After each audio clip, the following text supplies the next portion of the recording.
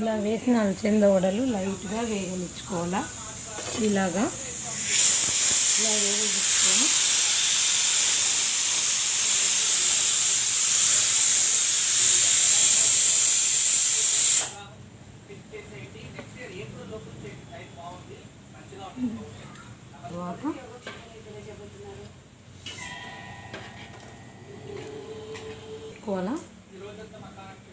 తర్వాత ఇలా లైట్గా వేగిన దాంట్లో ఇవన్నీ వడలు వేసి చాలా సేపు డీప్ ఫ్రై చేసి